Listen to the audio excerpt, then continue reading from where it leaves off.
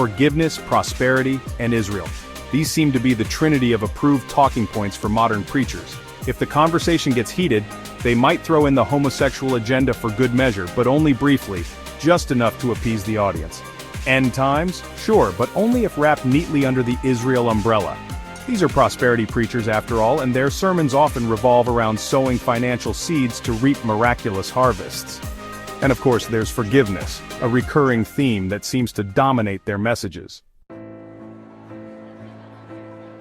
I once heard a prominent preacher claim that God would begin striking people dead, like Ananias and Sapphira, for teaching others not to pay their tithes.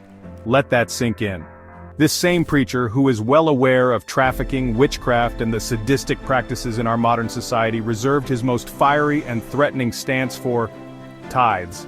Not injustice, not oppression, but tithes. This was horrifying to me. He had never shown such urgency or righteous indignation over issues that truly devastate people's lives. But when tithes were threatened, suddenly it was time to invoke divine wrath. So it begs the question, who's supplying these talking points? Now this line of questioning could take us down a pretty dark and sinister road, but let's simplify it for a moment.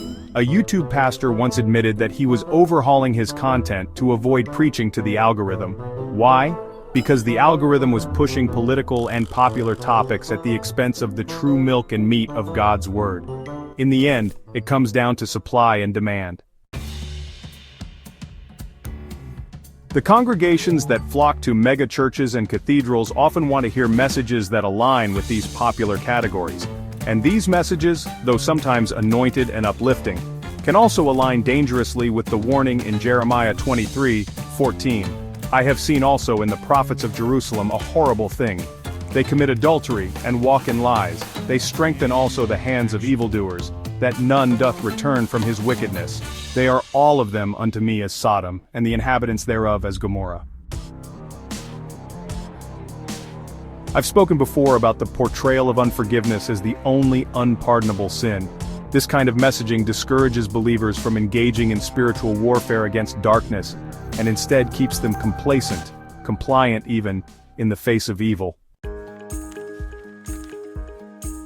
Psalm 8:4-21 talks about rulers who oppress and exploit.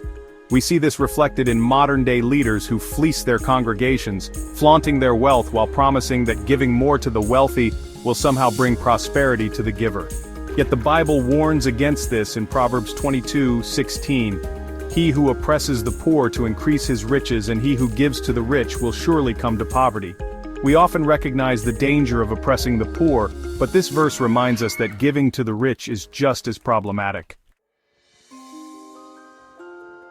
So, what do you think? Am I being too hard on modern preachers? Share your thoughts in the comments, and don't forget to like this video and subscribe for more content.